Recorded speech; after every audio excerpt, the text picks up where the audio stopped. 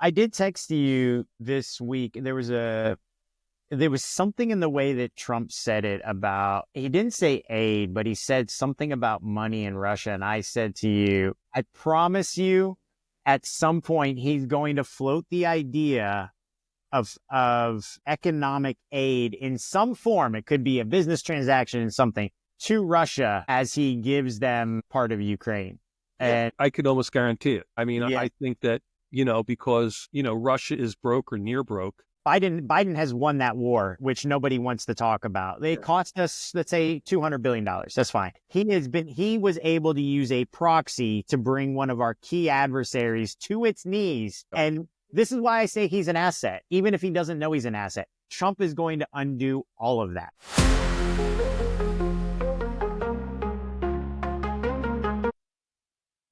Well, Chris, we were just chatting a few seconds before we started, and I didn't say I like that we have stuff in the background now. Yeah, there'll be more. I'm getting there. All right, nice. Is it starting to feel like home?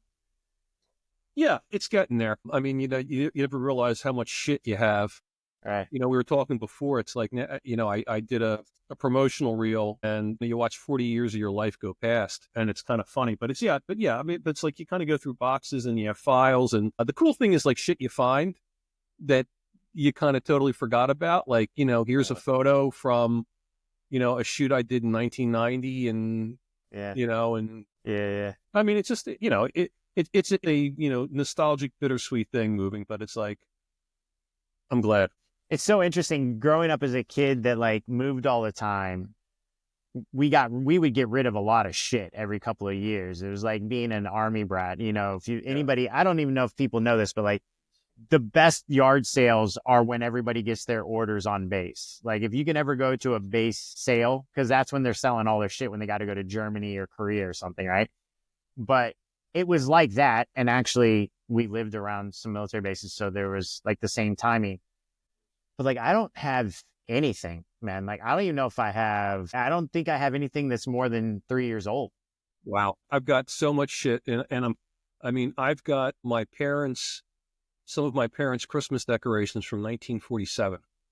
Oh, and you don't want, once you have it for this long, also, it's like, that's a family heirloom. You don't want to, wow. Yeah. I have like favorite, in my office, like in the entrance, I've got favorite toys from my childhood, and it's like I'm just that guy. And I don't keep everything. I mean, the amount of shit I've thrown away, is absurd. But like I keep stuff, and it's and I think falsely that it has some kind of totemic power that will save me at some point, which it won't. Sure. But like Horcrux. Right? Yeah. Like that woman that was poking the needle into the Patrick Mahomes doll at the Super Bowl, which is pretty awesome. It was pretty awesome. Yeah. Well, I thought today we would start, let's not talk about Trump for a second and whatever you can talk about, but I feel like just not frame it that way. Let me say, I feel like Miss Sheinbaum in Mexico is having a real moment. What are her approvals? Like 83%, I think I saw the other day. I mean, she's crushing it. What do you think are like the headwinds that are going to come her way though?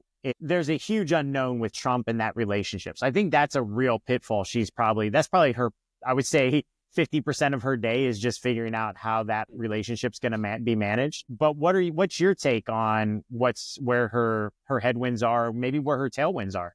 Yeah. And I think she has tailwinds right now. And I think she has tailwinds. And it's interesting to compare Mexico to Canada. Sorry. That's all right. If it's the president, put him on. Yeah, no, that's right. If it's Musk, put him on. All right. By the way, I said president, Chris. I said president. We do have to talk about the video in HHS. We definitely have to talk about that video. So here's what I think, that in all this stuff, Canada comes off, and Canada's leadership comes off as kind of whiny and defensive. Even the new leader of the Liberal Party, she did this absurdist thing about, my 4-year-old said, "Mommy, will the U.S. invade us?" And some fucking insane thing like that. Or my 6-year-old, which is a conversation that never happened. But even forgetting if it did, why would you drag your kid in it? And your fucking kid's 6 years old, and she shouldn't be like driving conversations. If you were the leader of a country, you should be doing it. And so it's this kind of weird defensive and, second rate thing. that it's clearly, and where Scheinbaum's coming from is, kind of fuck or fight. And she's been, very forthcoming. She's got, Mexico has tremendous amount of problems internally, but I think ultimately, if we know anything about Trump, that, he likes people with balls, and he likes people that are strong, and he likes people that are charismatic, and she has all those assets. So I think that, Canada, I mean, again, I'm really, over exaggerating, but Canada has this woe of me as well as me thing. Like, they're going to be victimized by whatever the U.S. does, and then they're going to react. They're going to be reactionary. But Sheinbaum is very proactive, and we're going to do this, that, and the other thing. And clearly she's a really good inside player. And I think to come from where she came from, to get the nomination of the party, to win overwhelmingly in the country, you knew she has to be a really good inside player. And in Canada, Justin Trudeau was son of father. Right. And I think that kind of, or maybe the son of Fidel Castro, if you believe that kind of thing. But no, I think that's... Do you think this guy, Pierre Pavlov or whatever, the opposition guy in Canada, you think he's a shoo-in? Is the brand so bad? No. I think the brand is bad. And I think that, there is a certain amount of Canadian nationalism that's happening right now. And he's got a kind of an oddball coalition. I mean, his coalition is kind of a little more difficult because it's all the kind of the status quo stuff. And frankly, the Canadian nuts are nuttier than the American nuts. Yeah. So he's got to hold that together. You have to be a little fucking crazy to live up in that cold winter wonderland. Yeah, right. Jesus. It's a beautiful country and beautiful people, and I'm very much pro-Canadian, but there is definitely a sense of little brother. We used to always joke with my friends. We say, "How are things in America, Junior?" But Mexico's a little bit like the drunk, crazy uncle in that family relationship. It's kind of like doesn't give a fuck. You know what I mean? Yeah. And again, and I think that, what do we like in leaders? What do we like in, why do we give somebody our confidence to lead a country? That's a good question. And when you look at Sheinbaum, she's kind of, playing from not a great hand. Right. When you look at the relative GDPs, the poverty, endemic corruption, and tremendous amount of problems. But you look at her and you hear her and you go, okay, I'm in, I like what she did. I think it was in the last week or two. I know we missed last week because I was in Vegas, but, expanding that firearms lawsuit by declaring gun running terrorism, and the way she's positioned. I mean, if you're going to call drug trafficking terror, like designate them as terrorists, which sure or not true. I'm not knocking that decision, by the way, necessarily, but certainly positioning that she's doing is really, I mean, I feel like she's really astute. I mean, what was super duper smart about it, and a political lesson that all politicians can learn, and especially American politicians, when somebody says something that's fairly obvious, like drug cartels are terrorists, and you made, politicians did two things. They will quibble and try to adjudicate the exact meaning of the word terrorist from, like, the international, shut the fuck up. Or they would say, politicians will do that. The second thing politicians will do is they'll like, how dare you say that about these good people? I mean, they kind of defend the indefensible. Yeah. And she basically said, she agreed to it. It's like, you're right, and we haven't gone far enough. That's exactly right. There was a very famous moment in one of my campaigns where it was a U.S. Senator in Florida, Connie Mack, one of my favorite clients of all time. And apparently at one point he said, and this is back in the early 80s, it's like, there's a lot of issues in terms of the budget and social welfare, things like Medicare and Social Security, and which is a normal phrase. Well, obviously then it was not the greatest thing to say, because they grabbed it and says Connie Mack calls Social Security welfare, right? Yeah. And which is not a great thing in Florida. I'm not on welfare. I paid into the system, and right? The debate came, and he was well prepped for the debate. And they said, "Why did you call Social Security welfare?" He didn't deny it. He didn't try to explain it. He says, "Well, Social Security is for the welfare of our senior citizens, and I've supported it." And it was like this moment where everybody went like, totally. And like, you agree with the premise. Arthur Finkelstein, one of my mentors, said, he said, why would you disagree with something that no one believes or that everybody believes? Exactly. Terrorism is like basically what the U.S. said is drug cartels are bad, and Right. politicians saying no, they're not. Or there was one Mexican mayor who kind of did this really kind of convoluted thing. It's like, well, they're actually paying for infrastructure and they're paying taxes because they're spending money, and that money goes to families, and even the hitmen have families, and they're using the fight. It was this, you can find online. It's this convoluted, crazy thing. My When God. the answer is it's bad and we need to go further, we need to do more. Yeah. And to your point, by the right. way, this is exactly the same with Doge. Yeah. To the last episode that we did, Democrats have been defending the bureaucratic bloat of the government. And what they should do, in my opinion, tell me if I'm wrong, but they should hijack the argument and they should start attacking the subsidies to Exxon, to all of these. They should target every Republican industry that's getting billions and billions and billions of subsidies and say, we agree, and it should go farther, right? Yeah. And I would say, if I was the Democrat, I would say, let's look at the executive branch. Let's look at the White House. What's the bloat in the White House staff? Yeah. $14 million since coming into office to play golf. Like, come on. You do that stuff. But again, but to your point, like, disagreeing that there was bloat or waste in government, nobody believes. Way to go. That's stupid. And having said that, I think Musk is on a really short leash now, because as he gets more unpopular, he's going to get fucking jettisoned. Let me tell you something. I never thought that there would come a day where I would think to myself, I can understand why his father never loved him. But literally over the last couple of weeks, I'm like, I get it. Like, he's not likable. Nothing about him is redeeming, in my opinion. Yeah. He's just not a likable person.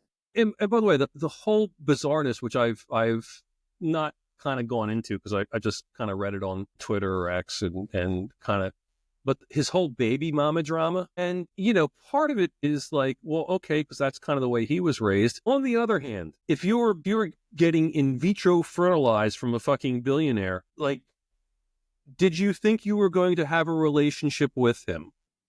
And do you really want a relationship with him? Yeah. Like, don't bullshit a bullshitter here. Yeah. Like, come on.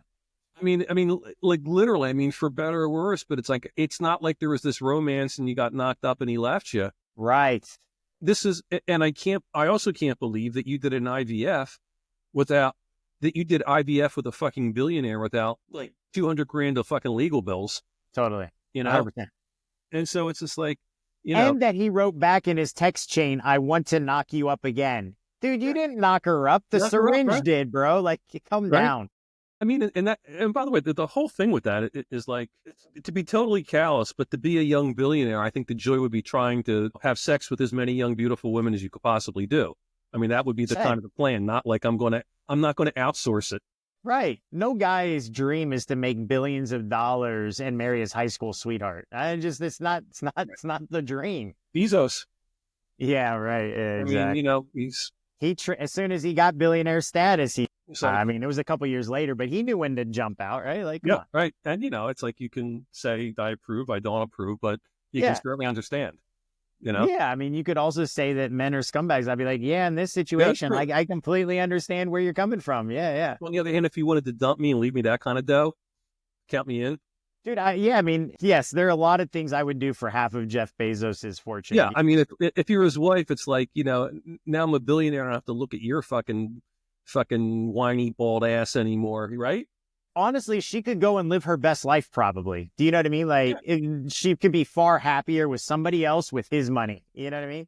Well, Steve Jobs' wife kind of recreated herself as an important person, with her dead husband's money, and I'm like, good, right? Nicole Shanahan. Yeah.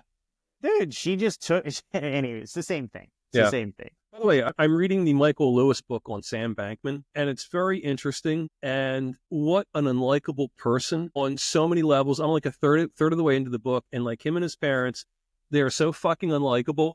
Yeah. And it's like, I can't wait to the part where they go to jail. I'm still waiting for the parents to go to jail. Yeah.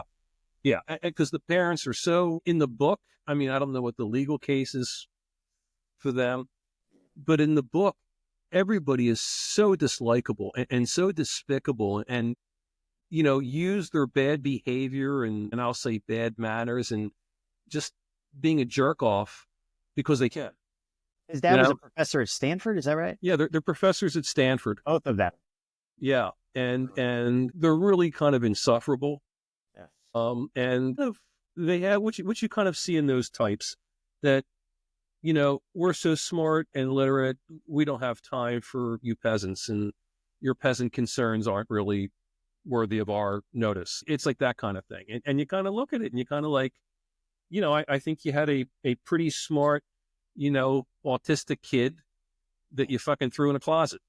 And that's kind of the way it comes out, I mean, yeah, I think what the truth is oftentimes, as much as I just joked about Elon, is like, I am deeply interested in the psychology that creates the people that exist, right? And a lot of times I've said numerous times that the problem we seem to be living through is a lot of people are exorcising their traumas on the rest of us.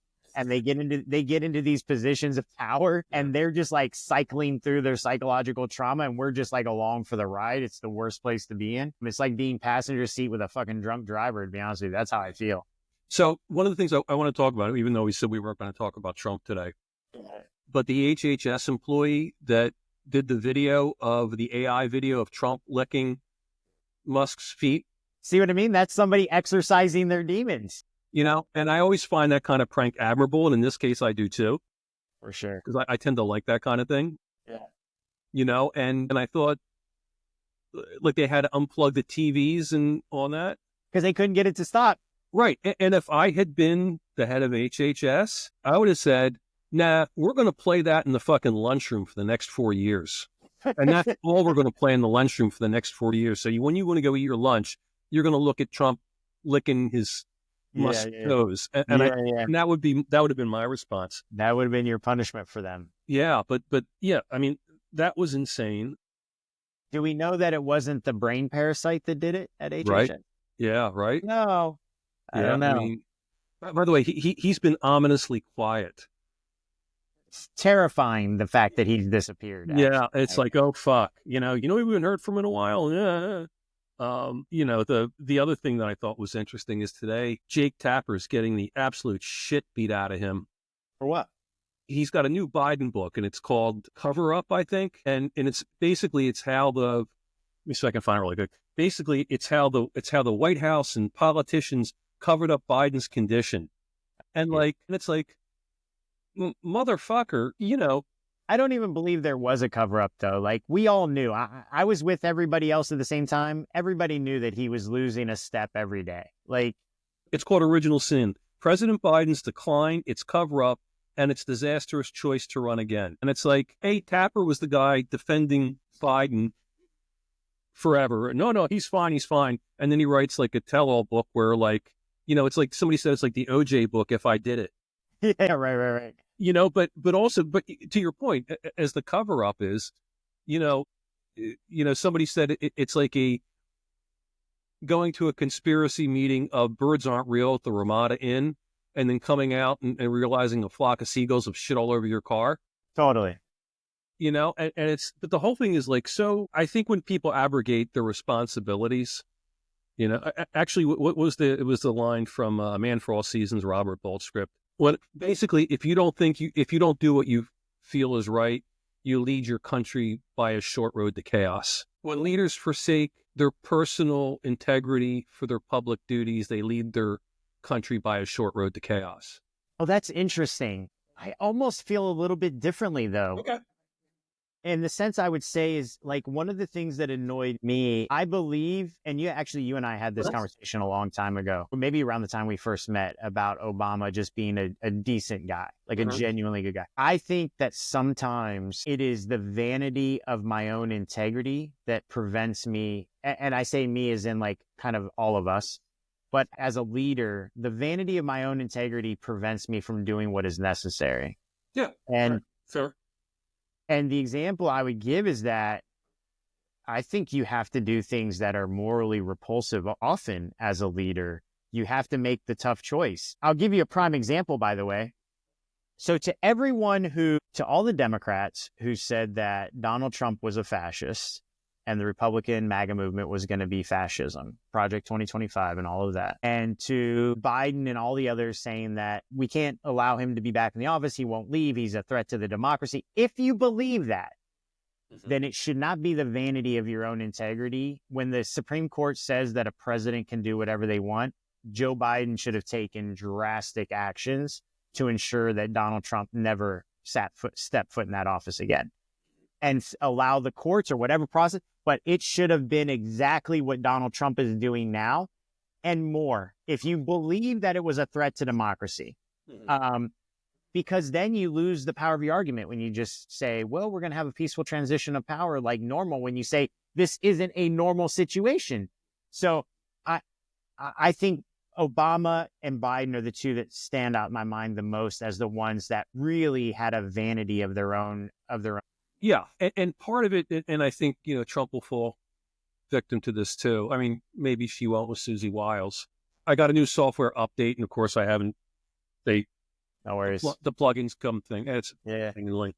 One of the jokes, I mean, maybe Susie Wiles will mitigate that, but great leaders surround themselves with people who not will tell them no, but will be the cautionary tale. Now, there's a lot of guys, and frankly, really good candidates, you will tell them, no, you can't do that. That's dumb. That's going to backfire. And they listen. But, as far as we know, Biden's aides are running around telling him he's FDR incarnate. And by the way, when you look at FDR, I mentioned this a couple times because it was really one of the best books I read last year. It's called The Road to Surrender. And it's about the dropping of the atomic bombs on Japan. These guys knew exactly what they were doing and the risks they were taking. Not so much Truman. Truman was basically, look, this is your choice and I'll back you up if this is what you think is right. Because he was smart enough not to get involved in something that he didn't know about. But like all the guys, if you watch Oppenheimer, the other people involved on the periphery who actually had to make the choice to do it and pick the targets. These are the cities. These were not cavalier guys. And because what this book does for the first time, it has their diaries, their actual diaries that were written contiguously. It's not like 20 years after the fact I wrote. Yeah. It's contemporaneous notes. Yeah. And they were absolutely torn up by it because they knew what they were doing. And they were making this decision that ultimately it would end the war and save lives versus firebombing cities. And what city do we pick? Well, we have to pick a city where we haven't killed 100,000 people. Right. But it was interesting is that, to your point, is they took it seriously. Yeah. And it's why I always used to laugh and still laugh about, politicians and people that are running around saying during Biden, you got to pack the courts because we don't like these decisions. Do you want to fucking pack the courts now? Because if it was a principled choice, I mean, there was a million editorials in, the New York Times and the Wall Street Journal and about how, packing the court isn't really packing the court. It's really a smart thing because of blah, blah, blah, blah, blah. And all those people have now vanished because do you really want Trump and the Republicans to add 3 more seats? Yeah. No, exactly. Right. And the reality is to your point is that this is exactly what happens in tit for tat, which my point is, I do think that we are in some very interesting times. And I don't say that lightly. I think we are in very unique times. And if you believe that that is an existential threat to the democracy, then you have to be willing to set aside, just as those scientists were, your own moral judgments and do what is necessary and allow fate to decide. Cast the die and see what happens. But you have to meet it where it actually is rather than showing up to a gunfight with a knife. Do you know what I mean? Yeah. And Tom Donilon, who's a very bright guy, and he was Biden White House guy, but he was on the Harvard school thing talking about, it was the biggest mistake. Biden could have beat Trump and he just had a bad debate. And are you fucking insane? I mean, what the debate did is the debate validated what everybody thought. Right. Which is why the whole book, the Coverup book, to your point, is the whole thing is kind of disingenuous. Again, it's the fucking OJ book. If I did it. Yeah, it's a ridiculous premise to begin with. I don't know anybody who didn't know that Biden was becoming demented. You know what I mean? Yeah, but I do. It was all Fox News would talk about, first of all. Yeah, right. I mean, that's all they did, and that's all you got on social media. And I think, and again, the White House staff, you kind of go, I mean, basically, you have if the, I'll be curious when I read the book, if I read the book, if they start talking about the 25th Amendment in the book, but you kind of go, we're going to do the 25th Amendment, and everybody says, well, he's not going to go. We don't have enough support in the cabinet. You kind of go, okay, well, let's figure out what we do next, because that's your option. Your other option is to resign. But I think that the story, I think the interesting book is how a lot of the media just didn't cover it. And literally up to, the 11th hour, up to the debate, they were doing cheap fakes and deep fakes, and he's fine. And he's doing quantum math while on the, uneven parallel bars 3 times a day. And it was kind of, and everybody kind of knew it was ridiculous, to your point. So let me ask you, all right, so that book comes out. I'm going to show my hand here, and you can judge me for my own conspiracy theories. Yeah. I don't think it will ever come out, because I don't think the powers that be will ever let it come out. But I will tell you, I think there could be a book written that says Donald Trump is a Russian asset and has been for a while. Karamazov or whatever that article that came out. And that the attempt on his life in Pennsylvania was staged. Those 2 things, those are my conspiracy theories that I think could eventually come out. And I think they would rip this country apart, actually, which is why the powers that be, even when they know the truth, will never let it come out, which is exactly why Mueller didn't do a counterintelligence investigation into Trump. He only did the bullshit about, interference in the election. They didn't expand the counterintelligence investigation. There actually has been a book on that Trump is a Russian asset, and I can't think of what it was. There's a good book called Crime in Progress, which is written by the 2 guys that owned that company that hired Steele. Anyway, sorry. The Harvey Weinstein guy, by the way, which is another crazy thing.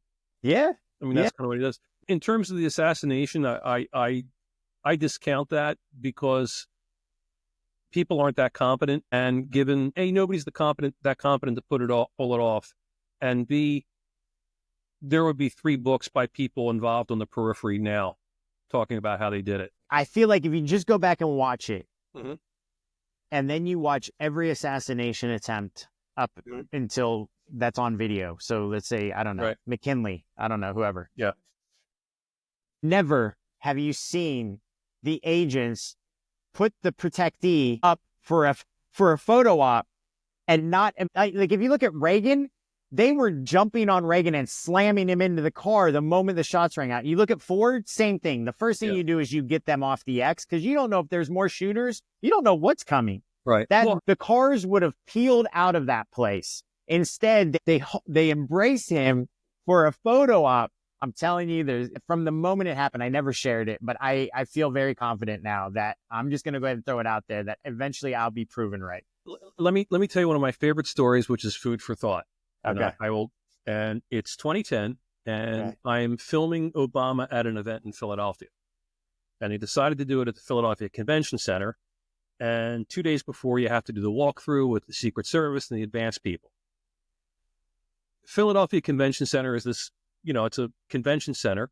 There's a huge atrium that's wide open, and there's different floors, and there's back freight service elevators that service the floors. But the way it's constructed, if I remember correctly, is not every elevator goes to every floor. And if you're going from room to room, the easiest way is to go down by escalator. Okay. So we're going through the run through, and we do the room where Obama's going to have the big event, and then we go to the room where he's going to have the mega donor event, and we're going through it. And I said, well, where are you going to hold him? And they said, we really can't say that. I said, okay. I said, what door is he going to come in? Because I need to know that. Right. And they're like, well, and they kind of look around, and they're like, well, we're going to hold him on, like, I don't know, it was like the 412. And my guy looks at me and he says, no. And they, what do you mean, no? Right? The plan was, and the way it is, and hopefully I can do it justice and be kind of lucid on it. So they had to get Obama like to the 2nd floor. He was going to be on 4. The only way to get there, the way they were going to take him down, was on a 20-yard escalator that went slow all the way down. There was nothing surrounding it, and the only way off the fucking escalator is 100-foot drop to a fucking concrete floor. Holy shit. And I said, listen, I'm just a fucking stupid TV guy. But that's a shooting gallery. But I said, you're going to take, I said, once you get the president on that escalator, you can't get him off. You're in it. I didn't say I could probably fucking hit that from 100 yards, because I'm going to have about 8 shots at it. Because again, it's one of these, it's one of these municipal elevators that goes like, you would have to really suck in order not to hit that. And they were like, but I'm like, these are the fucking advanced guys, right? This is the Secret Service, so. I'm with you. What the Occam Razor never, or whatever it is, never ascribed to conspiracy. That can be described to incompetence. Totally get it. I just think that there are too many things stacked up. Okay, let me ask you a question. Yeah. Is he Karamazov or whatever the fuck that name is? You read that other book. Is he that Russian? No, I don't think so. I think that. I find it a little odd that 2 of his ex-wives were Eastern Europeans. Yeah. I mean, I get it. You don't find it a little odd that he sold his place during the Great Recession to an oligarch in Florida, and that like over 50% of the units in his buildings have been rented out or purchased by Russian nationals? I think if he was, and the reason I discount that, yes, everything you said is correct. The reason I discount all that is because it's so obvious. If you had a Russian asset, you would keep them. It's David Hansen, who was the spy, the CIA spy.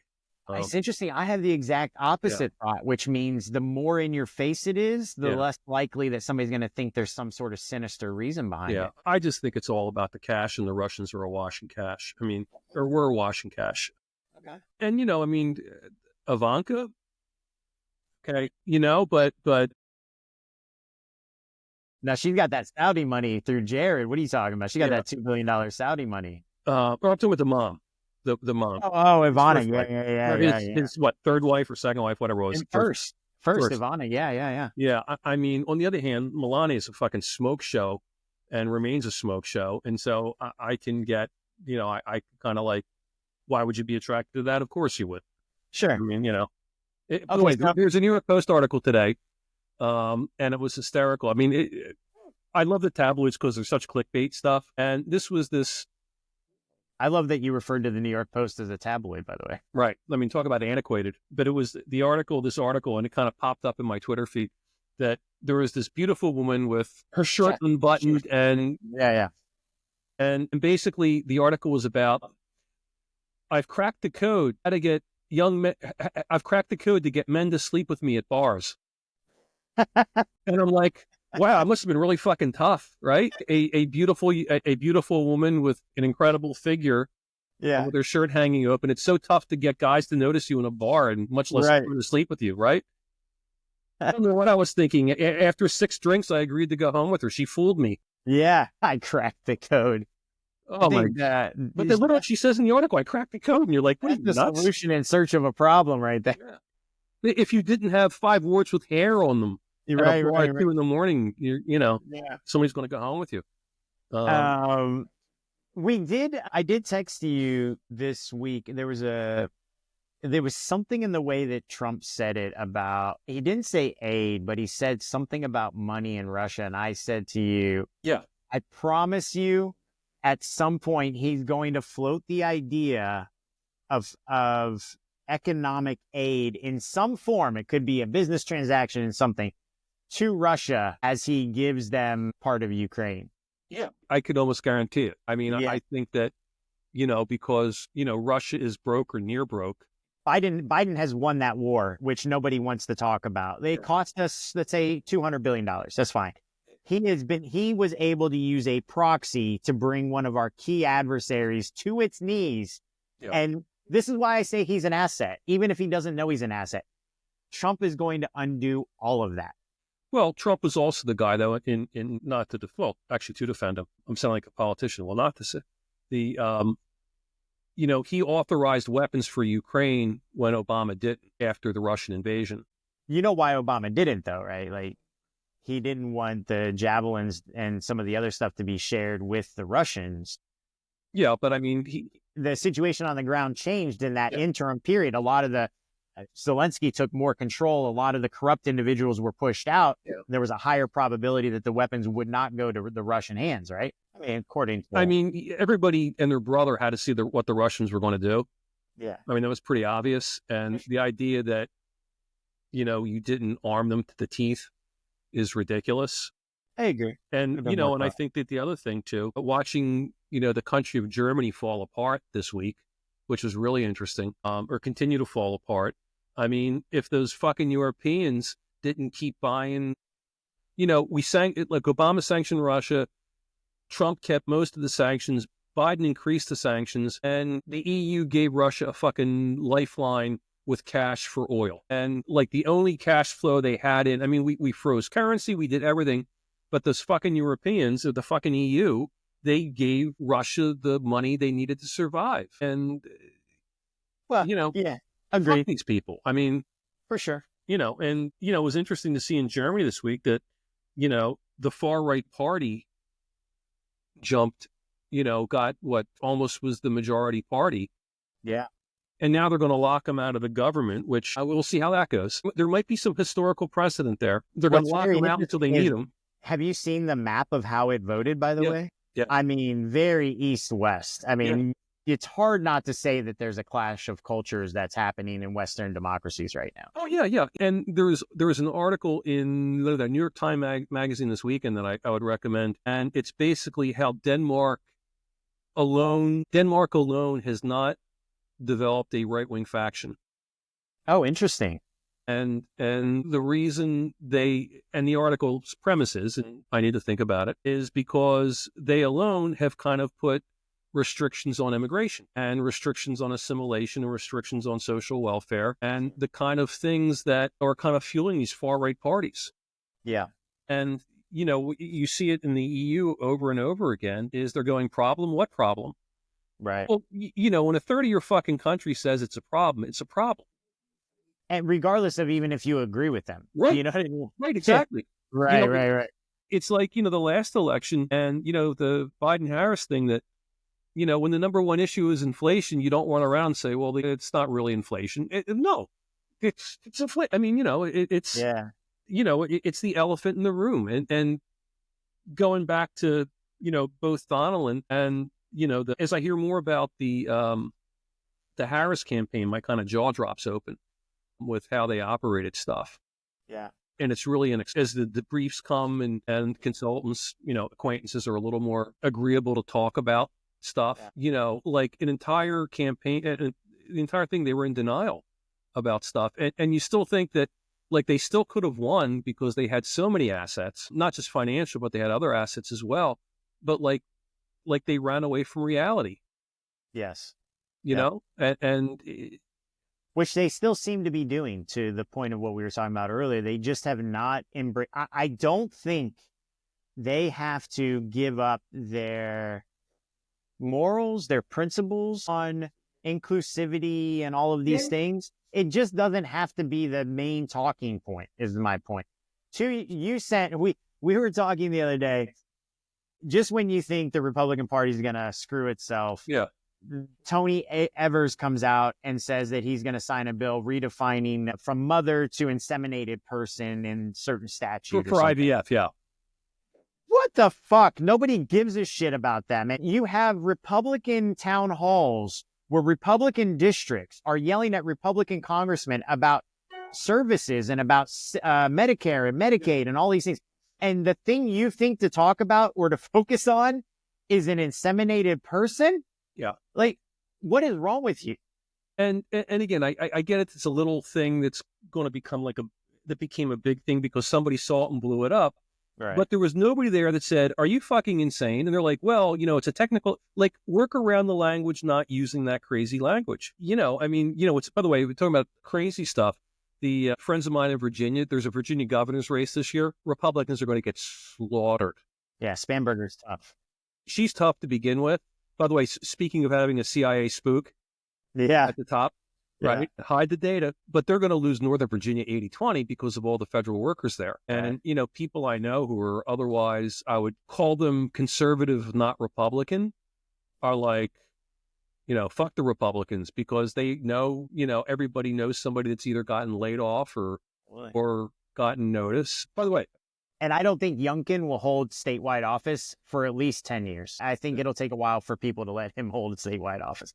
yeah, he may be. By the way, and speaking of kind of insane things, that at the NSA, the whole Slack channel, not Slack channel. Yeah, the sex stuff. And you kind of, and it's like I want to know more. I do too. And by the way, I did make the mistake of looking up what butt lasers. Did the Slack channel, didn't you?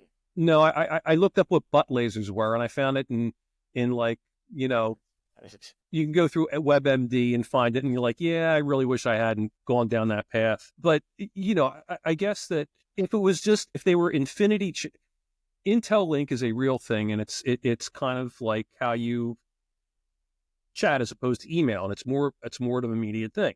Yeah. But it's all secure. It's all.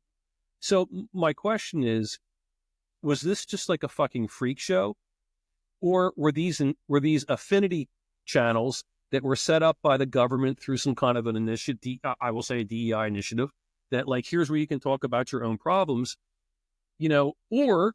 And are there, how many of these other things are there? Is there like the hunting and fishing affinity thing where guys are talking about guns and shit?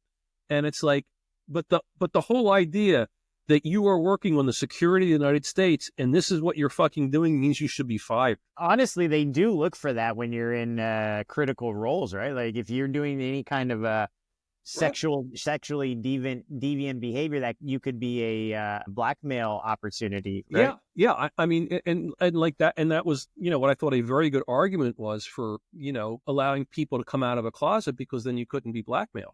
Agreed. There, by the way, there was a famous case, which I'll, as we kind of wrap this up, of people coming out of the closet. So I mentioned him earlier. I've mentioned a bunch of times. Arthur Finkelstein, legendary Republican consultant, was openly gay. And early 80s, when I first met him, he was openly gay, and it wasn't a big deal. And the Clintons hated him. The Clintons had this thing about him that I don't know why. The Clintons, by the way, always thought everything was sexual. One of my theories in politics is that you always believe that your opponent's weakness is actually your own. And but Finkelstein had been, he was married, but he'd been with the same guy for like 30 years. Okay. And was he married to a woman, but had been with the same guy, or the guy? He'd been with the same guy. Been with the same guy since the, I want to say late 70s. Okay. So this is like 96. Okay. And, God, is it Corn? Anyway, one of the yuppie slick kind of, might have been Newsweek or something, decided to do the expose that Republican pollster is gay. And I think might have been Washington Post, and it became this big story. And they popped it. And they called everybody. Everybody went, yeah, we know. And they called up, and Arthur had just kind of Finkelstein had like a really short statement. He goes, yes, I've been gay my whole life. And and I've been, with the same man for 30 years. Yeah. What can I do for you? Breaking news. I'm in my 50s or 60s. I've been gay for this long. Yeah. But even very conservative members of Congress and senators that he had worked for, they were like, yeah, he's gay. And it was this really interesting. Actually, it was 98. It was 98, I think. 98. Okay. And it became this really interesting, like, it went nowhere, and it was really kind of funny. Yeah. Yeah. Because earlier I thought 96, because in 96, God, it was one of the Toadstool writers who's still around. He's got to be 9,000 years old. When I was working for the Dole campaign, and he referred to me and the media team as Arthur's boys in quotes. And he always put boys in quotes, with the clear insinuation. And which was kind of funny to those that, kind of knew us. But it was like, but clearly they thought that was a thing. But anyway, but it goes to the point of like, it's the obvious thing, and you never, like, and we're going to loop all the way back to Sheinbaum, like doing the obvious thing. Yes, drug cartels are a problem. Let's really solve the problem by going after gun. Yeah. Right. Exactly. You take the other person's initiative and you use it the way you want to use it. You don't argue against it. You don't absorb the energy. You redirect it the way you want to take it. Yeah. I think that. And you know, and that's kind of classic politics. Jeff Greenfield used to call it political jujitsu. That's exactly right. In my mind, I was exactly thinking the same thing. You redirect where you want it to go. Yeah. Defending crime or waste. It's like, yeah. By the way, speaking of crime and speaking of insane bills, a California legislator sponsored a bill this week to kind of redefine lethal force and kind of home protection. And basically, it's really fucking ambiguous, but basically it's like if somebody comes in your house and tries to attack you, and if you kill them, you could be liable for murder. If you didn't run away and then come back, or you couldn't otherwise engage, like if you're in your bedroom and somebody comes in and you pull out the gun and you fucking shoot them, you could be liable for murder because you didn't give them up. And it's like, but like that kind of thing. And he's saying, well, that wasn't really meant to be that. No, of course it wasn't meant to be that because you're a fucking moron. Right. But it's like you wrote it and somebody wrote it with legislative knowledge. But like that kind of stuff, it's like, yeah, you're watching the federal government melt down. Let's have a meeting. And what's the dumbest fucking thing we could do right now? It's 100% right.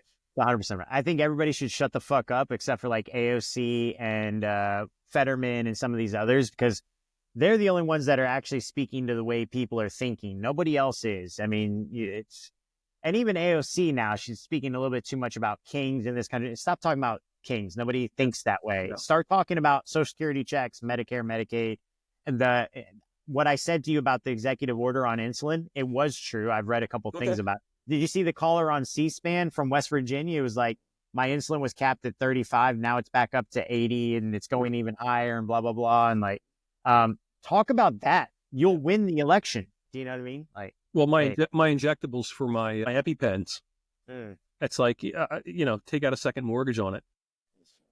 But no, by the way, speaking of Fetterman, two interesting things out of my original home state of Pennsylvania. Yeah. Fetterman, the junior senator is Dave McCormick. Yep. Who's basically a hedge fund guy from Connecticut who ran and won. Yep. I mean, but now he's the senator from Pennsylvania. But him and Fetterman apparently have a good relationship. McCormick Fetterman's going to be a Republican before it's all over with. McCormick went to Fetterman's hometown. They did a bunch of stuff, blah, blah, blah, blah, blah, blah, blah. Like, so that's one, right? And there was an article in the Washington Post, or actually the Philadelphia Inquirer, I didn't see it covered anywhere else, that Pennsylvania and Pennsylvania alone has all its federal funds unfrozen by the White House. Interesting. Right? Wow. So it's like, yeah. And the article was kind of like, and basically to their credit, the state said, yeah, they unfrozen. We made the case and it's great. Yeah, that's what it was. Right. And it's interesting that like nobody in the national press went, wait a minute. Right. Right. Because boy, talk about a story. Right. I'm telling you, Fetterman will be a Republican from Pennsylvania before it's all said and done, or at least an independent. I think he's going to drop his Democratic status at some point. Yeah. I mean, he's still popular now, but depending upon how the parties go, his problem might be winning a primary. That's why, that's why I actually think that he has a better chance as a Republican. Or even an independent and not be primary, just run in the general. Yeah, be tough. All right, man. All right, well, I'll see you next week. There's a lot to cover. You bet. Thanks, man. Talk to you soon.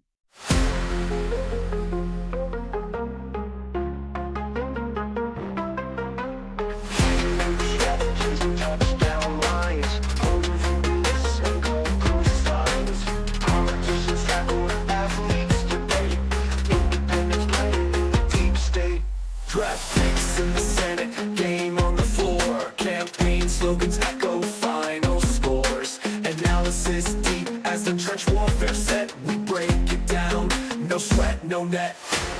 Balance and touchdowns, where's your bet? Candidate playbooks, lines we set. Irreverent and free, we call it out. Competition fierce, ain't no doubt.